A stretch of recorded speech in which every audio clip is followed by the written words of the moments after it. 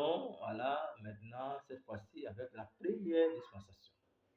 Et comme nous avons vu les traits distinctifs, voilà, nous allons voir maintenant la première dispensation. La première dispensation, c'est la dispensation de l'innocence. Voilà. Et quelle était l'alliance? C'est l'alliance édénique. Voilà. L'alliance d'Éden, dans le jardin d'Éden, enfin l'alliance édénique. Voilà.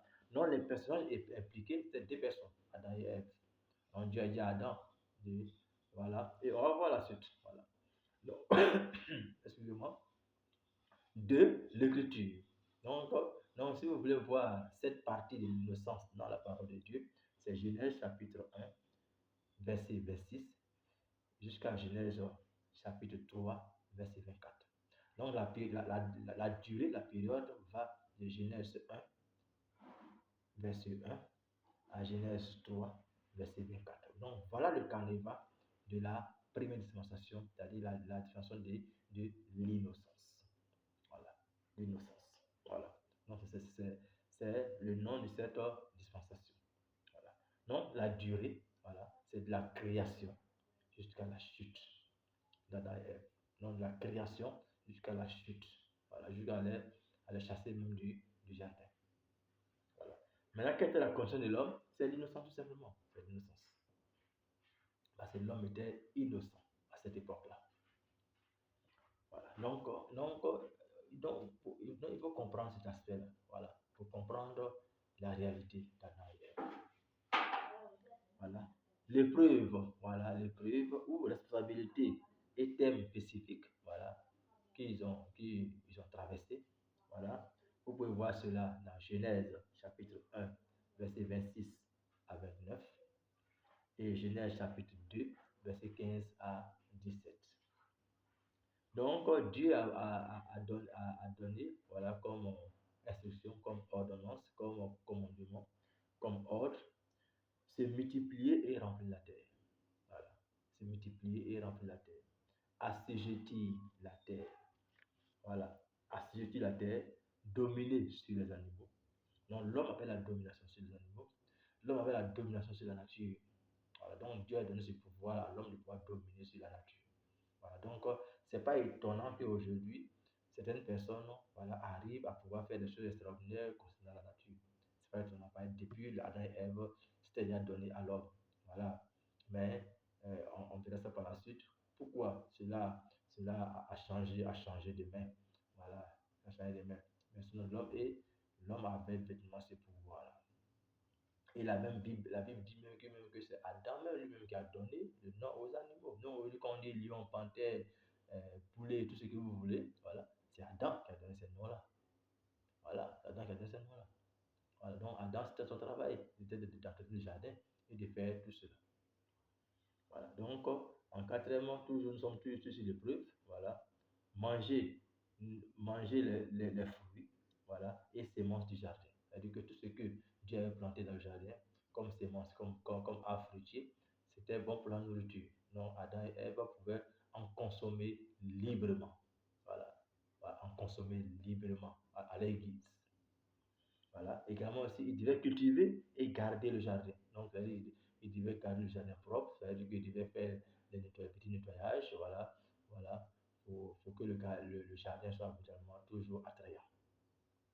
Voilà. Mais il y a une chose que Dieu leur avait interdit, voilà, formellement interdit. S'abstenir de manger l'arbre de la connaissance du bien et du mal. Voilà pourquoi on parle d'innocence. Parce qu'il n'y a pas la connaissance du mal. Ils avaient seulement que la connaissance du bien. Mais il n'avait pas la connaissance du mal. Donc le mal n'était pas encore présent. Donc seul le bien était présent parce que Dieu lui-même est bien. Donc seul le bien était présent. Donc le mal n'était pas présent. Voilà, donc on ne peut pas dire l'innocence. Voilà. Donc, s'abstenir de manger l'arbre de la connaissance du bien et du mal. Donc, septième, voilà, responsabilité, pénalité pour la désobéissance. Donc, Dieu a montré ce qui allait arriver s'ils mangeaient l'arbre de la connaissance du bien et du mal. Dieu a dit qu'ils allaient mourir. Voilà, ils allaient mourir. Voilà. Ils allaient perdre tous les privilèges qu'ils avaient avec Dieu. Voilà. Donc, c'est la pénalité. Maintenant, En sixième point, l'échec de l'homme.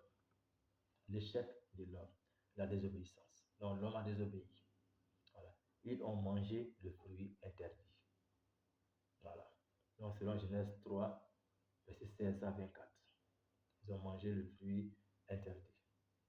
Voilà. 7, le jugement de Dieu. L'expulsion du jardin. Plus de simple. Malédiction et la mort. Donc Dieu, pour une fois, a envoyé la malédiction sur la terre. Donc, il a dit à Adam que tu mangeras la sueur de ton front, c'est-à-dire qu'il va travailler dur, très dur. On va donner de l'argent. On va pouvoir nourrir ta famille. Voilà. Et voilà, c'est ça qui est le jugement de Dieu. Voilà. Selon Genèse 3, toujours 16 à 24. Également, on voit maintenant en 8 la miséricorde de Dieu ou sa ou promesse. Donc, la promesse puisqu'ils ont mangé, puis Dieu les a chassés.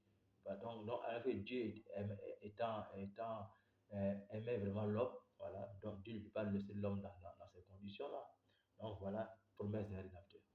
Voilà. Dans Genèse 3, verset 15. On va lire rapidement ce passage-là. Genèse 3, verset 15. La Bible dit ceci.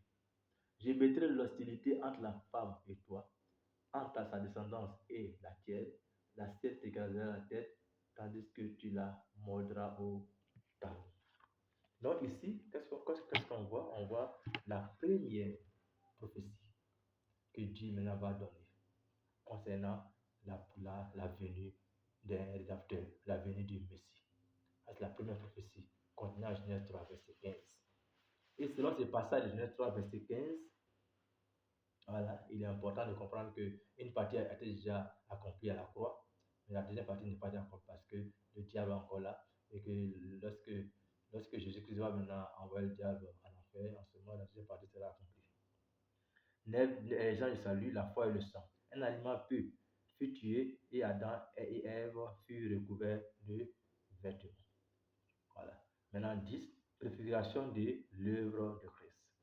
Les vêtements de peau préfiguraient la justice de Christ dont Dieu le Père révèle le croyant aujourd'hui, selon Romains 3, verset 22. Voilà. Donc, ici, selon ce qu'on doit comprendre dans cette dispensation, tout a changé. Mais il y a une seule chose qui n'a pas changé, que Dieu n'a pas changé, mais que l'homme est en train de changer, le mariage. Dieu a dit l'homme quittera son père et sa mère et s'attachera à sa femme. Il n'a pas dit à ses femmes. Il dit à sa femme. Et ils deviendront une seule chair. Donc, le mariage n'a pas changé. Donc, Dieu n'a pas changé côté mariage. Voilà un peu ce qu'on pouvait dire de la première dispensation, la dispensation de l'innocence. Donc, je serai encore très heureux pour vos commentaires. Merci encore pour tous vos commentaires. Voilà. Merci encore de continuer encore de vous abonner, de continuer encore de liker et de continuer encore de, de partager. Parce que c'est important de partager. Voilà, parce que ne soyez pas égoïste. Voilà, ne laissez pas vous seul voilà, bénéficier de ces merveilleux enseignements. Laissez aussi tout aussi en bénéficier. Voilà, pour que Dieu aussi également puisse les bénir aussi également.